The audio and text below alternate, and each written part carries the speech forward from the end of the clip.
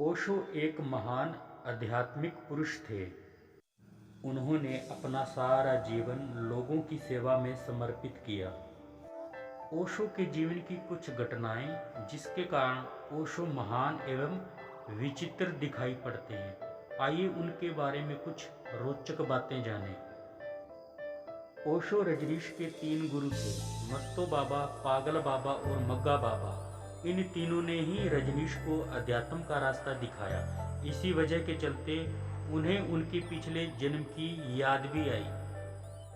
कहते हैं कि रजनीश अपने पिछले जन्म में एक कठिन उपवास रखा जिसमें 3 दिन ही शेष रह गए थे, परंतु इसी बीच उनकी हत्या कर दी थी, क्योंकि 700 वर्ष पूर्व ओशो मृत्यु से पूर्व 21 दिन के ही उपवास की साधना कर रहे थे। 21 दिन के उपवास के बाद शरीर छोड़ना था। इसके पीछे कोई वजह थी, लेकिन 21 दिन पूरे नहीं कर सके। 3 दिन बच गए और बचे 3 दिन इसी जीवन में पूरे करने पड़े। एक बात ये भी आती है कि ओशो एक लड़की से प्रेम करते थे। वह उसकी तस्वीर अपने बटुए में रखते थे, परंतु वह लड़की बेवक्त ही मर गई। उसके छूटने के बाद ओशो ने बांसुरी बजाना भी छोड़ दिया। कहते हैं कि फिर उन्हें उनके पिछले जन्म की प्रेमिका जो जर्मन से थी वह पूना आई, जिसको ओशो ने नाम दिया मां प्रेम निर्वाणा। ओशो की नानी ने एक प्रसिद्ध ज्योतिषी से ओशो की कुंडली बनवाई।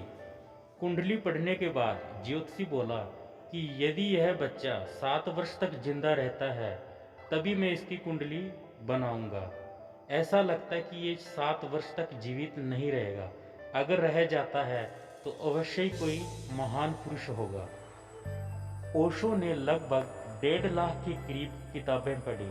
ओशो ने पहले दुनिया भर के ज्ञानियों की लिखी किताबों को पढ़ा, उस पर सोचा समझा, फिर जाना कि सच क्या है।